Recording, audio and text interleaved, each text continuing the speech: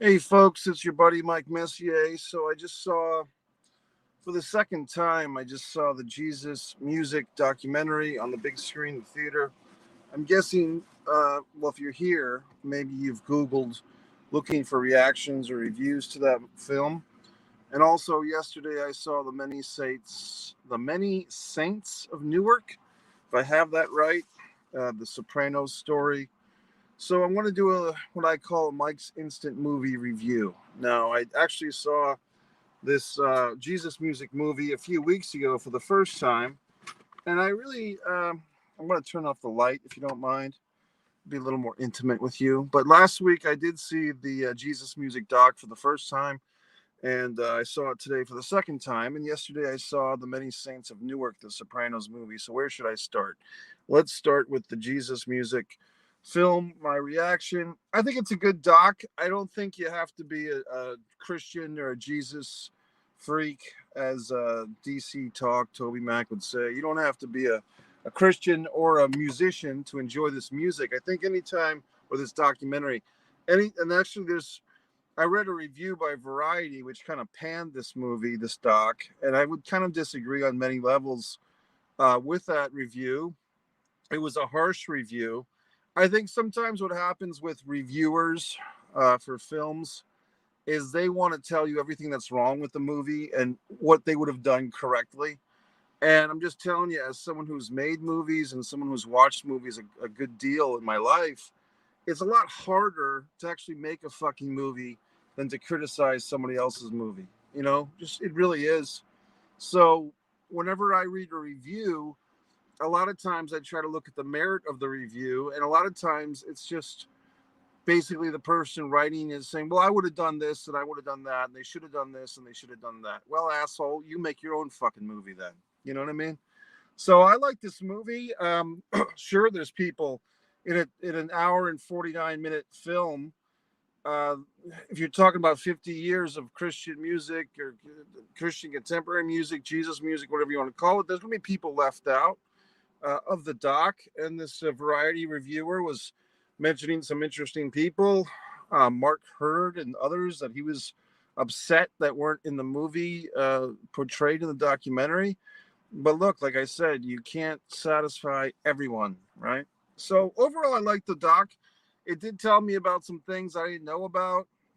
It's always fun to watch a documentary where they've gotten some footage from the past, the 80s, the 90s, Amy Grant. You see Denzel Washington and Whitney Houston introducing Kirk Franklin at some type of show. You see Oprah Winfrey introducing Amy Grant, Jay Leno.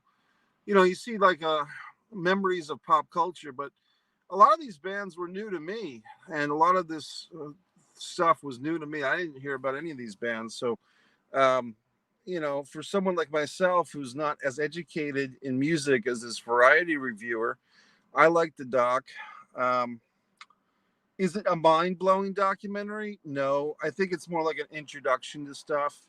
And if you really want to dig deep, you got to dig deep somewhere else. My buddy here who watches all my videos, shout out to my buddy Eric, is a big FMW fan, for wrestling fans, Frontier Martial Arts Wrestling. And the Dark Side of the Ring recently did an episode, and I'm sure that in 45 minutes, you're not going to get the whole FMW story either. So let's segue into there's some YouTube channel that has all this FMW stuff, is what I was getting at. A lot of times, folks, you got to look at some documentary, whether it's a 2-hour thing or 45-minute thing. That's like an introduction to some world for the mainstream people. If you really want to become educated on something, then do the research yourself. You know what I mean? I just think people rely too much on one source. Well, this documentary didn't have that. Well, asshole, do the fucking research if it really matters that much to you, which it probably doesn't, you know? Moving forth, okay, Many Saints of Newark, my friend there from the old school, Rhode Island, New England area, Rhonda Murray, wanted to know what I thought of Many Saints of Newark, or she requested that and oddly enough, I went to see the movie yesterday. I was in physical pain and discomfort yesterday. When I saw the film, I could not do an instant movie review, but here I am. I'm feeling better. And let me talk about this Many Saints of Newark. I like it overall. I find that when you're trying to do a prequel type of thing, it's difficult because there's a certain expectation of the audience. Oh, I want to see Uncle June, and I want to see Big Pussy, and I want to see this and that. Well, this Sopranos movie takes place about 40 to 30 years earlier, maybe, 30 years before The Sopranos took place in contemporary times, the original HBO series. I believe it started in 97 or 98.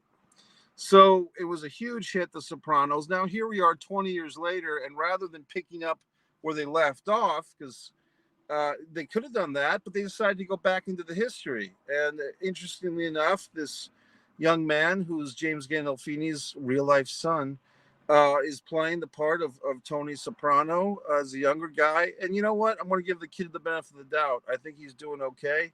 I think he's doing pretty good with Tony Soprano. One of the highlights of this movie for me was the relationship. Oh my God, it was great. Really great actress. Vera, I can never say her name right. I feel bad, but Vera Farmiga, beautiful eyes. She does a lot of the horror movies, like the Conjuring movies. And she was the woman in Up in the Air. The woman sounds so horrible, but she was a woman. The first time I saw her was Up in the Air with George Clooney and the other attractive young lady. But Vera Farmiga has become one of my favorite actresses in the last 10 years or so. Just kind of creeped up on me, and she's got these wonderful eyes and just has a really interesting take on all her characters. I think she's great. And her as the mom makes me smile, like, because the mom in the first season of The Sopranos, Tony's mother, was one of the fucking highlights of the whole series. And unfortunately, the real life actress passed away after season one. And a lot of people feared for the show because, that was, if you remember The Sopranos, the first season, a lot of it was based on the mother relationship with Tony, more so than even the therapist or anyone else. So here we are, 30 years, whatever, before. And the mother character that Vera is playing, of course, she's still with it. She's alive. She's doing great with it. And I thought that her and Tony, the young Tony actor, the James Gandolfini, was great. Let's see. Richard Brandel says, "Hi, Mike. Hi, Richard. How you doing?" Uh, okay, so I'm not sure what that is. What ATP? I'm not even sure what that is, buddy. I'm not sure what you're doing there. Are you giving me $1.99? Are you tipping me or what? I don't even know. I'm not sure, Ari, if that's some type of hijinks or. But in any event, thanks, Richard. If you're giving me money, I'll gladly take it. But I don't know. This whole thing is new to me. Let's going back to the review here, folks. I like the Many Saints of Newark. Penelope Cruz, my fucking God, she's so gorgeous. I looked her up. She's like 48 years old or 46 years old. Penelope Cruz looks like she's 32 years old in this movie. She's just sensational, all-time classic, beautiful woman, Penelope Cruz. She's doing some stuff in this movie. I won't spoil it, but I mean, Penelope Cruz is a dynamo. Where some things that might be, see, this is the thing. I went to see this movie, and some Twitter fuck like shat all over it before I even went to see it. Some Twitter person, this movie, why was it even made? And I fucking went to see it. I enjoyed it. And I don't know what to say, but I can say that some things that might not be, I don't know if you want to call it politically correct, but timely, is that there is a lot of Italian versus, you can say, African American or Black violence in this movie. And given what we've seen in the last couple of years in the real world, that might be affecting some people's sensitivities. Maybe it's not, but I mean, I think that there's some pretty hardcore violence between the Blacks and the Italians in this, as they say in New England, and it might not be timely in a sense that, we've seen a lot of real life images of George Floyd and Aubrey getting shot and so forth. So maybe it's a bad timing on that end, but it's a fucking movie. What can I tell you? And I'll be honest, I lived in New England for a long time. There is some fucking tension between the Blacks and the Italians. They don't like each other for the most part. I mean, sometimes they do, but a lot of times they don't. So when you see things like this or other mafia movies and they're you know, being derogatory. It's not made up. That's not all fiction. Like, that's a real thing. You know what I mean? So I don't know what to tell you. I don't create these controversies. I just comment on them. Or these rivalries. You know what I mean? What else? I like the fucking movie. The highlights for me were Vera as the mom, the Sopranos mom, and young Tony. I thought they had good chemistry. Uh, I wouldn't mind if this kid sticks with this role. I think he'll be fine. But fucking Penelope Cruz, holy shit. Some other downsides from The Sopranos, Many Saints of Newark. I was a little confused at times, like, what the fuck is going on with these characters? There's so many characters that are bringing in that I don't know what's going on. If these characters are all uh, new or what, you know what I mean? Like, I don't know what's going on. If those characters are all, you know, new to me or whatever the fuck. I'm trying to think what this. I'm trying to figure this out, buddy. I really am. What are you doing? So anyway, I liked the movie. I liked it. I thought it was good. Um, oh, what I was saying about the fucking Many Saints of Newark. Sometimes all these new characters, I'm trying to like stitch in my mind. You know, like, is this character from this fucking movie supposed to be someone 20 or 30 years later in the Sopranos, you know, world or whatever? And some of them were, and some of them weren't. You know what I mean? So some of them were brand new, and not all survived. The way the movie ends, a spoiler a little bit, is that basically they're kind of leading you to believe that there's going to be more sequels. Like, this is possibly going to be another series or another movie, because it takes you into the theme song from the original Sopranos. Woke up this morning, and you're really left on a kind of a cliffhanger. You go for 2 hours and 20 minutes, and you're kind of left on a cliffhanger. And I sat around through the whole credits waiting for something else to happen, and you just kind of left on a cliff. So I'm assuming that HBO either put this out there as a trial run to see what the response was, if they're going to give us more of this Tony Soprano thing or not. And to be honest, I would be into it. I really would. I mean, I think that the kid, Tony, James Gandolfini's son, did a good job. I think he can handle it. Look, James Gandolfini was not a fucking rock star himself before The Sopranos. So, I mean, as a bigger guy myself, I can appreciate, you know, this is a rare case of nepotism that I approve of, Hollywood nepotism, that Gandolfini's son just seemed like a great guy. I think it's fine that his son's doing the role. I think he looks like him, and I think it's fine. So there you go. What else? Okay, this Joey Janela thing. For those of you that have hung with me, it's the 2-year anniversary of AEW, and I guess to celebrate, Joey Janela insulted the wrestling fans on Twitter. This is wrestling talk now for all the non-wrestling fans. I guess you can leave if you want. But Joey Janela, the supposed bad boy, insulted the wrestling community, and I gave him a little feedback. I gave him a little bit of a response that he didn't like. I said, Joey, you know, maybe the real joke is you. You went from Penelope Ford to super kicking 2 feet of air next to Sonny Kiss's head in an attempt to go heel. And, you know, I think Enzo is looking for an apology from 2 years ago. And, you know, once again, I'm the babyface because I am telling Joey that I'm not going to tolerate him mocking the wrestling fans.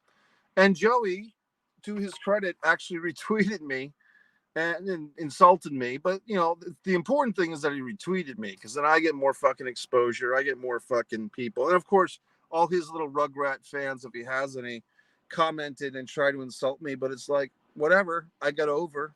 You know, obviously he's saying that he got to me. I got to him. He's quote tweeting me. I'm not quote tweeting him. So thanks, Joey, for the quote tweet. Maybe some more people saw the message that is Messier. Maybe they fucking didn't. But Joey Janela, I really have nothing against him. I just don't think he's that good. Like, I think he's a better suited to be a wrestling fan.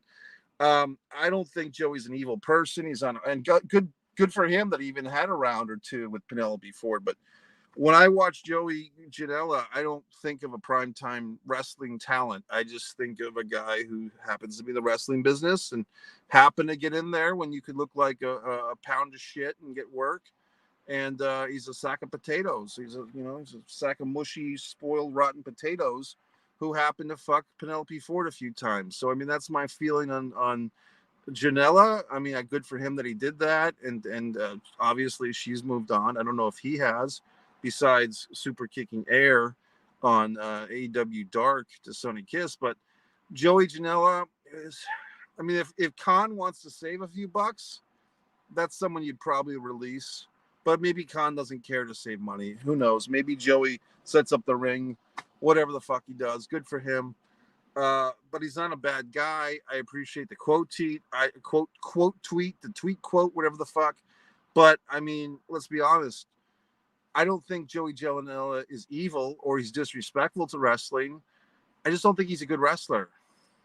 You know what I mean? Like, it's just, you don't have to think someone's a piece of shit or horrible. I mean, I wouldn't put him in. Who's the guy that smashed Eddie Edwards in the eye socket with the bat? Like that type of guy, or the thumb in the ass guys from PWG that are a disgrace, or even when I was mad with the Young Bucks for super kicking a 9-year-old. I don't put Joey in that category unless I'm forgetting something. I just think Joey's not very good. You know what I mean? I mean, there's a guy that I used to do films with up in the north, or sort of did films with, but I worked with the guy for 4 years, and then I just kind of realized he's incompetent. You know, it's not that he's a bad guy. It's just that he's not good as a filmmaker, as a person to work with. Doesn't mean he's evil. Doesn't mean he's an asshole. And I think a lot of time, I think I've done another video about this, so I'm going to keep it a little efficient here. But if you didn't see it, there are certain people that you're going to meet in the world, whether they're business partners, associates, friends. It doesn't mean that they're evil. It doesn't mean that they're out to get you or malicious, or they're sitting there twirling their little thumbs. They might just be fucking incompetent. And if you can just kind of identify, okay, this person is not good at what they're trying to do, and if I spend time with this person, it's going to be a waste of my time. And unfortunately for me, I've been taught that lesson many times, that the people that I happen to know are not good at what they're trying to do, and they're incompetent, and they're failures, or but they're good enough. They're just good enough to waste your time. Okay. And I feel that Joey Janela was just good enough to get time on television for a while for AEW.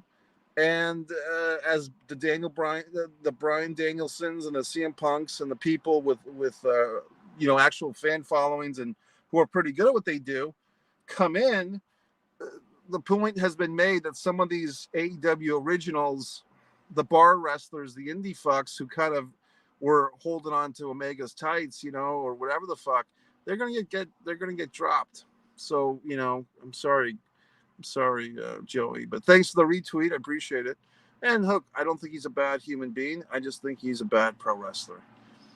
Okay, so that's it, folks. So once again, the Many Saints of Newark, I'm giving Penelope Cruz a big thumbs up. I'm giving Vera Farmiga and the little Tony Soprano a big thumbs up. The Jesus music's worth watching. I've seen it twice, so it's not a bad movie. And thanks, Richard. Thanks, RETARD, whatever the $1.99 thing is, man. I don't know what the hell you're trying to do. Maybe you're trying to give me money, which I appreciate. But I don't really know how this works, if this is some type of fucking thing. Okay, folks, have a nice night. Subscribe to Mike Messier YouTube channel.